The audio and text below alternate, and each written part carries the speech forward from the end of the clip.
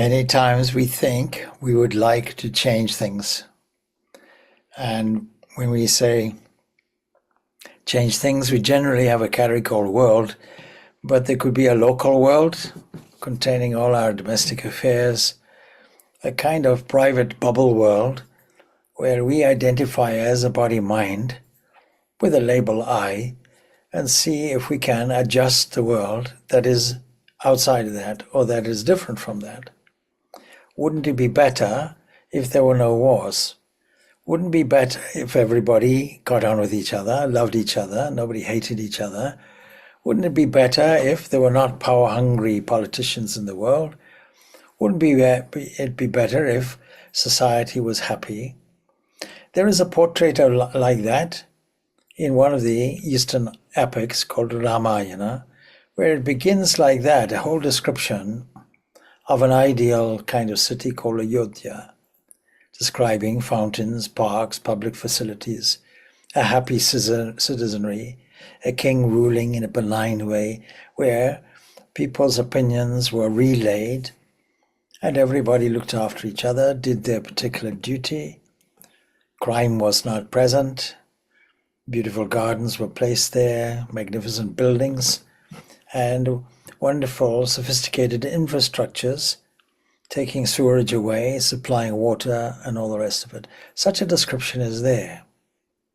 Wouldn't it be wonderful if our world was like that? But it's not like that, and it hasn't been like that, and it's likely never to be like that. So should we aspire to change that kind of world?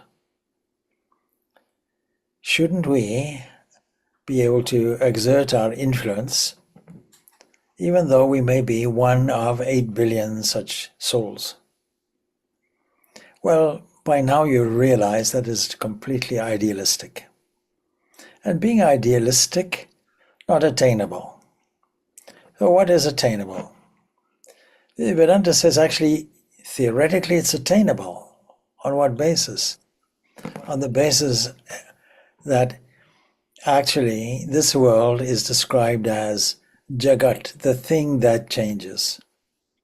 It's described in various places, the Bhagavad Gita being one, of a kind of upside down Ashwatha tree, something that can be cut down, vriksha, something that is able to be done away with. But it's upside down, as I mentioned, branches everywhere. And incidentally, the whole origin, the whole idea of actually an 18th century author of biological evolution, a French man called Jean-Baptiste Lamarck, he originally constructed this tree that we normally think of as Darwin's pet idea. No, it was there already. Now, if we use the analogy of a tree, what we'll see is, yes, it changes. From season to season, it changes. There is a root. Without the root, there's no tree, and the root is unseen. And yet we know it's there. Without the root, nothing else is there. And in philosophy, we understand the root is actually the source of everything. The root of the world, of this changing thing, is what we call Brahman. And it is an absolute. But it is not different. In other words, the tree and the source of the tree, in the analogy, the root, are one and the same thing, just as the root, without a tree manifested from it, has no meaning. We can't conceive of such a thing. And of course, we can push the analogy a little further. Without the seed, even the root doesn't develop and so on. So there's always a traceable cause of everything. Knowing that, understanding that, through various philosophical arguments, primary one being, we're looking for something that doesn't change, divided into categories of this and that. This describes all the objective world. So let's test it out. If there is a this, then it's not a permanent thing. It must be a changing thing. It must be something that is observed and basically something that has parts, something that perishes. And we can observe it. It is different and separate from an observer. Now you open your eyes, everything that you see around you fits into this category. It is full of different forms and names, identities. Fortunately, because if it was all the same, it would be extremely dull. We add to it something else. It has a purpose. Not only is it a dimension, but the idea of randomness should be left aside. There was a school of thought that wants everything to be independent of a primary cause. A kind of self-perpetuating machine called nature. And it says that everything is actually done by randomness, just chance, that's all. And the great example normally given was, you see, if you give monkeys a typewriter, and they type away, type away, type away, statistically, sooner or later, you'll get the works of Shakespeare. We are but monkeys and randomly typing, and that is called evolution. And we happen to have just randomly a kind of sophistication that is culturally orientated. But we know it's not true. How do we know it's not true? Because computer simulations have been done. And if you take one kind of word or even a letter per second or something like that, and many monkeys typing away, it would take 13.8 billion years, the whole life of the anticipated life of the universe, 13.8 billion years to get one small verse of Shakespeare. We just don't have the time. Given immense time, let's say infinite time, naturally something will come out. But given the time that we have been around, no, it cannot be done. We can take this randomness out of the picture. We have to look for some other explanation. And what Vedanta says, not just as a theory, but also as a logical outcome of thinking, but the experience coming from the internal self-revelation that occurs through an introspective, intuitive process that we call meditation. And meditation creates revelation. So knowing the principle that there is a root, knowing that the tree is simply a different variety of it, it is the manifestation of it, we leave that principle where it is and see how can we make a transference from the head to the heart. In other words, how do we get from knowledge to understanding? So if you talk about Ramakrishna's reference to jnana and vijnana, well, jnana, we understand it. We may even have had the experience of the absolute, but what about the relative world? Is it different? Is it separate? Well, we know that it is fleeting, changing, changeable, and also vanishing when time and space and all the criteria necessary as a superstructure to have this experience of diversity. When we come to that oneness, so to speak, then all of that disappears, just as when we wake up, all the dream disappears. Just as when we go into a deep sleep, all the dream events disappear and all the waking events disappear and we become completely blank to it. Now this too comes within the scope of the this, that this applies to the relative world.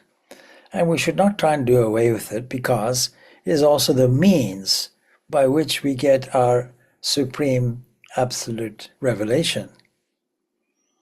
And Vedanta, following the Sankhya system, says 3 ingredient components are there, and this has been repeated time and time again. And we call these gunas binding elements. And they're not exactly qualities, they contain qualities, but they are essences. Because you cannot, whiteness, for example, is a quality. But What is it? Is it white milk? Is it white paint? What kind of thing is it? So there are these three components mixing up that produces what we have. That is, these are the components, these are the various structures that create a delusion for us, that create an impression, a mistake. And the great examples for this would be the snake and the rope, mistaking a rope for a snake, and then the revealing capacity is there, eyes are open, knowledge comes, and we only see the rope. And then what is hidden from us is the rope is hidden from us, and what is projected for us is the snake. So like that, three typical examples are given. One is this: in the twilight of the day, this happens, we mistake a rope for a snake, and the snake is projected for us, and the truth about it is hidden from us.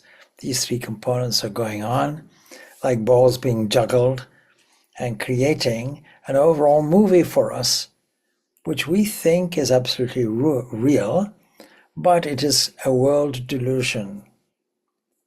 How do we get out of it? By using it.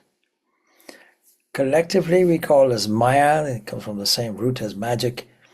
A magic show being put on, a kind of movie being displayed on a screen which is permanent.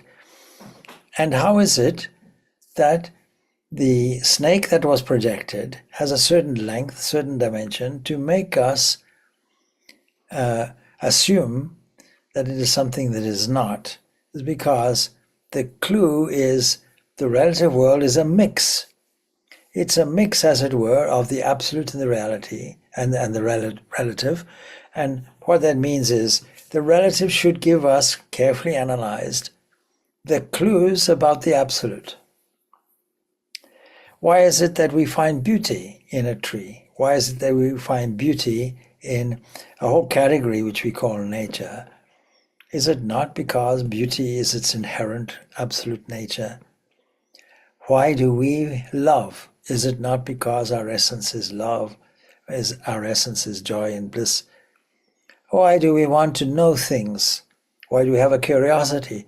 Is it not because our fundamental nature is knowledge itself, is the knower, is the thinker? Why do we want to be free? Is it not because our nature is pure freedom? What does that Vedanta say? If somebody asks you, what is this Vedanta? Otherwise called Hinduism also. It is the understanding that our freedom is accessed and accessible here and now, in this life, in this moment, in this second.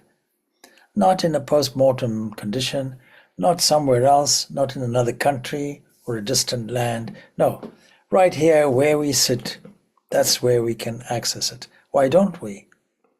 Because this time and space constructed thing comprising these three gunas weaves a web of misunderstanding in us, and we create a whole set of behaviors which are reactions to it. Not only us as supposed units, but also every individual cell.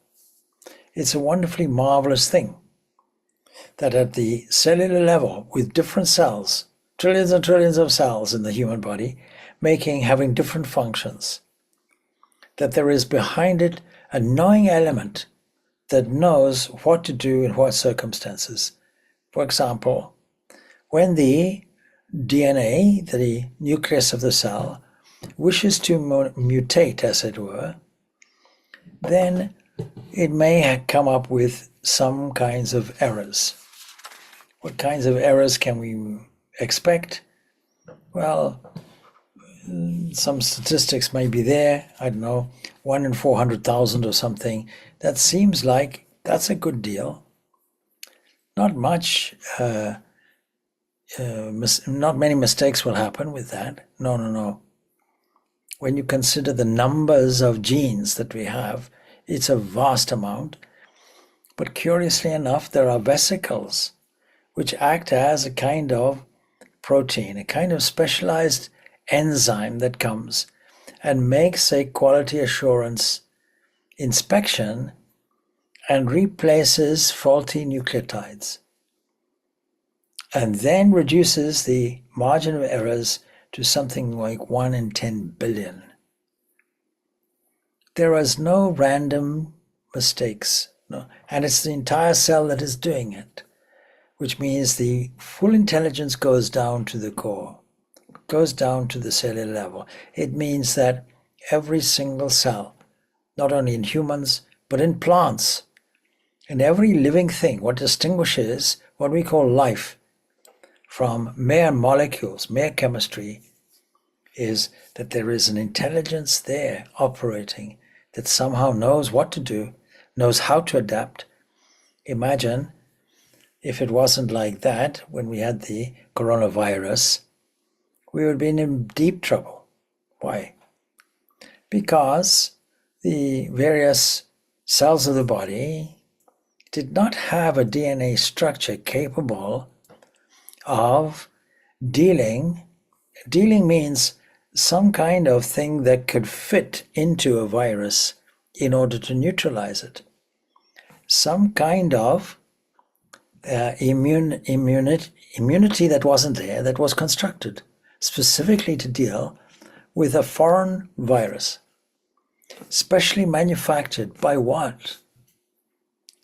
Now, being intelligent and with all of these things having obvious intelligence behind, we can see with great confidence that we have the capacity to change our world because we're already doing it. Every cell of the body is already doing it. Every part of nature is doing it. Every tree is doing it. Every plant is doing it. Every bacteria is doing it. It is all happening. What we call life, it is all happening. And then the social dimension is there, which is adaptive. There being an understanding, we have to perpetuate things, keep things going, keep the drama going. Even socially adapted groups of monkeys will have a hierarchical head who, if another monkey misbehaves, then they will be severely punished. Their ears will be literally boxed, or they'll be cast as an outcast by their group. And you may say, evolution has taught a certain set of behaviors, and we wouldn't disagree with that. In other words, it all comes from our experience. But fundamentally, why would we have it? It is only because that supreme intelligence sits behind everything else, directing and changing it. And so, nature itself, the world itself, whichever way you look at it, consciously or unconsciously, is in a changing mode, but much of its change is to take random things, random events produced by cells, whether they're plant cells, whether they're human cells, whether they're mammalian cells, reptilian cells, whatever it is. Every cell is producing a random things. It is called stochasticity. In other words, there is an element of randomness, but another level is taking that and making some sense of it, directing it in a purposeful way, creating a kind of agency. And that is not random at all. And we used to think, or I should say, biologists used to think, well, there is what is called the central dogma. Central dogma said, well, there's only one-way traffic. The DNA is not only the architect of everything else in the human body and all organic life like that, but it is it produces a replicator, and that's the end of it. Everything is contained in it, but that's not so. We now know that it is simply containing architectural plan, and unlike the central dogma of Neo-Darwinism of the 1970s or so, well, expounded in the 1970s and still taken as a popular form of evolution, we now know that's absolutely not true. Because we now know that something is supplying protein to construct the DNA, and the DNA, which formerly was assumed not to change, changes. It changes, and that process of change is called epigenetics. So two kinds of things are happening. Genetics is happening, and epigenetics is happening, which is adapting to the environment and constraining switch on, switch off points in the DNA. But not only that, but reconfiguring it. If it wasn't like that, there is absolutely no way that we could have configured something in the immune system that fits the coronavirus. This is a marvelous thing. And the more we learn about biology and the most fundamental science called physics, the more we understand that this was a discovery at the most fundamental level of the rishis, ancient rishis, because of their introspective techniques. As far as we know, they didn't have microscopes. As far as we know, they didn't have telescopes. And yet, we are rediscovering what they already knew through their internal insight. And what's the good of that? Not only discovery is that, but we also become a transforming machine. We are able to change the world ourselves. And we don't require a huge amount of pre-planning or anything like that. We have to understand there's no point in getting disappointed in the world around us. There's no point in being disappointed with running away as a technique when we face problems with people or situations. Because if we do that, we will meet again similar problems connected with other people or other situations or other places. But what is wanted really is a sure technique of facing people and problems anywhere we like, anywhere in the world and anywhere in any scene and under any circumstances. If you want to walk, let's say 50 kilometers, and you want to walk through thorny jungle in bare feet, there's no point in getting a huge rubber sheet that stretches out for 50 kilometers just to keep your feet safe. No, just a good reliable pair of shoes put on your feet will be sufficient. And so we learn to deal with things where we are. We acquire one pair of shoes that steps out step by step, one in front of the other. I think there's one person attending here who's been on the Camino multiple times. And one thing about the Camino, unless you're fit and prepared, you'll get blisters on your feet. So make sure that you use the good pair of shoes that you have. Get used to them. And get used to the technique of walking in your own shoes. And then learning the art of walking in some other person's shoes. That's called empathy.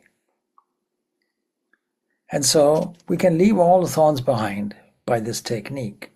Our attitude should be one of being shock-free, capable of dealing with any so-called surprise coming from any different angle, any different direction. And we have to be full of love and full of humor as our technique of doing this. We can smile our way through the thorny problems. In fact, more, we can improve other people's minds by the love and smiles we carry with us. We can be something like a beaming transformer, transforming and changing the entire world, which we call our reality. So we have to, do it progressively, slowly. We can love everybody and everything. On what basis? On the basis of a sureness that there is only oneness there. dressed up in this way because of the splitting media which we have called mind.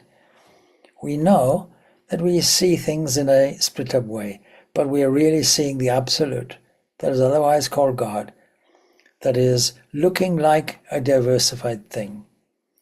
One sun, one white light, under the right conditions, produces rainbow colors. But is it so? Is the sun full of rainbow colors only when split up into the spectrum? So the relative world is like the split up rays of the sun. And we have to learn absolutely progressively, not only from the principles, but also from the practices, to see this oneness behind everything, and then to emulate that beaming oneness. That becomes a transforming thing. We shouldn't expect anything from others or anything from any other circumstances. We need not even hope to change others. If we become the spring season just mentally, others, big and small, here and there, like grass, plants, and trees, will respond to the silent influence spread by us, and respond by putting forth tender shoot leaves and flowers as all the days pass. There's no need to talk, there's no need to argue. We can turn ourselves into a broadcasting station of love and goodwill. Why not? We could become only such waves with whoever is in front, or whomsoever we remember, or whatever we do or contact. We can see these as simply divine waves in front of us, configured in different ways, as part of a kind of interplay, a play of nature. What is nature? A display of beauty, a display of life, a display of intelligence everywhere. But did we notice it? We can do this, we can apply this formula even when scrubbing the floor or making a cup of tea. We can beam universal love everywhere. It doesn't cost anything. It costs only maybe a smile that's not a costly thing. It's amazing that when you smile at somebody, you take them unawares and declutch them. Sometimes in this very serious age, you catch people off guard. And so smiling, then we can send forth love. Isn't love the most pleasant emotion to feel whatever happens? Can we not cherish that feeling of love and beam it towards everyone, towards animals, men, women, children, all levels and manifested beings, those we see and those we don't see, because be assured there must be parallel universes everywhere. So that is a simple formula, that we have the capacity to change others and to change the world and environment around us. Being as simple as that, I'm not sure if there's anything to continue anymore, because it covers just about everything. And I might let you go away early then, unless there are any questions further to this. One question from me, Swami. When we are in despair, or for example, if we have somebody near and dear, one who passes away, these thoughts or intellectual things goes outside the window, and our emotion draws us in a very despair state. I know, when reflections, but in the moment, these the emotions take over, and So yes, of course. So we have to acknowledge the emotions, but not allow them to take over. That last bit is the important bit. What do we mean by taking over? It means we forget the reality which we have been practicing all the time. And the only way to do that is to cultivate counter emotions. Our daily spiritual practice should be increasing our yearning and love for our intimate Ishtadevata. Increase the love of God that is giving you life. And understanding, yes, our attachment, of course, creates a disappointment. Our level of hope creates disappointment. So what's the antidote? Remove the attachment and remove the hope. How do we do that? That seems a difficult thing. I'm not saying it's easy. No game is easy. World Cup is not easy. Soccer is not easy. Tennis, Wimbledon is not easy. None of these things are easy. But with a firmness of understanding, and more importantly, with practice of rallying the emotions. That is why Bhakti Yoga is very powerful. Because Bhakti Yoga automatically detaches us. How so? Because our attachment for God takes over from attachment to the world of people, the world of places, and the world of events. And then with our added insight, we can see the play of all these things going. And so, yes, we all are all headed for the ashes. What is this body? Just a few pounds of ashes. I think 20 pounds is what the Sharada Devi would have said. So it's just 20 pounds of ashes. When you cremate the body and remove all the space, what do you have? And so when you remove all of these things which change, what do you have? You have the beaming supporter of life. You have the all. And so in knowing that, you have fulfillment. It is only fulfillment which is there. We can't get anything fuller than fullness. So fullness being there, we can't add to it, we can't take away from it. Why isn't that we don't feel it? It's because we think we are empty, and we're not. We think we are separate, and we're not. We think life is full of difficulties, and it's not true. We are equipped to cross the thorns, cross the jungle with our well-equipped boots. So we learn to do that. That's called spiritual life. It's called spiritual discipline, spiritual practice, whatever you like to call it. Otherwise called yoga. Uniting all the emotions. So yes, all these glitches in life, all these bumps, will give us a temporary forgetfulness. Let it be like that, but don't let it make it permanent. Don't let that take over.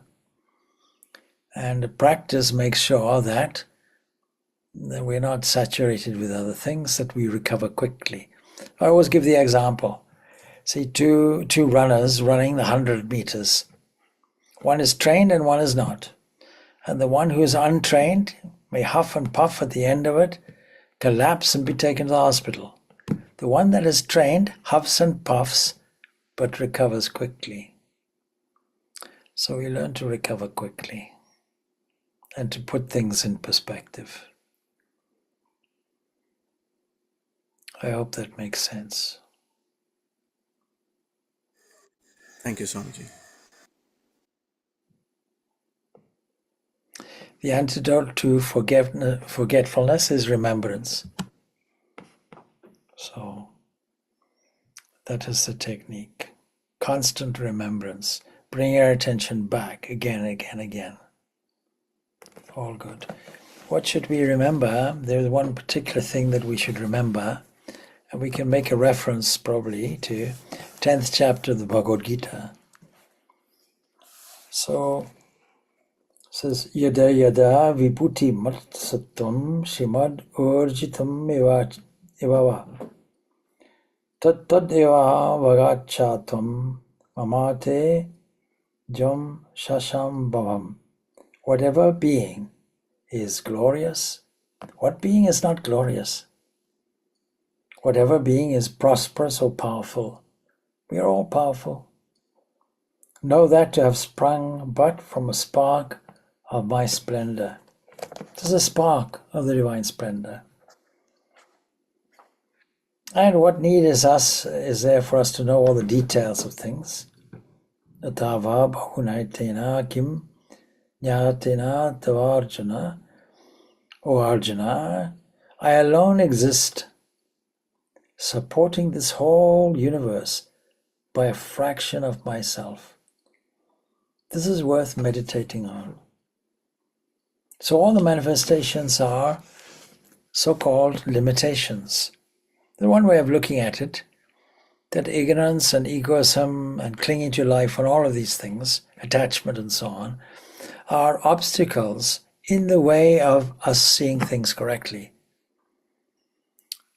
But the other way of looking at it is that all of this relative world, bar ignorance part of it, seeing it in a different light, we can see all these diverse things as manifesting adapters. When we see things by the light of a light bulb, we don't say, if I'm to understand electricity, I have to do away with the light bulb. No, the clue is the manifestation of light in the light bulb or through the light bulb is telling us some invisible electrical current in the electromagnetic field is sitting behind it. An all-permitting kind of thing that enables different things. Not only light, but also enables, gamma rays and X-rays and many, many other things, infrared, ultraviolet, and so on, beyond the visible spectrum, various types of vibrations being there. What we see as the world is nothing more really than a kind of waves giving us an illusion of a particular world. This is a kind of world of fundamental physics, which is known as quantum field dynamics or quantum field theory, whatever you like to call it. It's saying there seems to be two separate worlds. But actually we know that's not true. And people are trying to figure out how do we reconcile these two things. We can't. Why? It's just the way you're seeing it. So you're seeing waves as particles. And as soon as you try to measure something and fit it in, then the law of illusion doesn't allow for us to see the waves and the particles at the same time. So that's called a collapse. Nothing collapsed. Collapse of the wave function is a mystery. It should not be a mystery. We know it's a series of divine waves manifested from one entity. Knowing that, not just intellectually, but having understood it intellectually, then in practice, feel it, see it, breathe it, observe it, glory in it, revel in it, find your joy in it. Every second, every moment, we do that. The light bulb leads you to it. But even without the light bulb, you should understand it. And we can harness it in different ways. And when we do that, we change the world. Unknowingly, we change it. We understand it from our thought and the body, We understand that we are able, through positive thinking, the body feels better. When we laugh at something, when we have a belly laugh at something, what does the body feel like? Doesn't it not feel light and happy? Why should we feel depressed and miserable? It's because our outlook says it's a choice. Instruction, what is our instruction? Today's instruction is depression. All right. Does it have to be like that? No. Today's instruction could be, one moment of depression, lift yourself up with a divine crane and think in a different way. Think of the glorious infinity that is behind everything. Mobilize your heart. See what happens. All right, we leave it at that. Om Shanti, Shanti, Shanti. Peace, peace, peace be unto all. Thanks. Thank you, Swamiji. Thank you, Swamiji.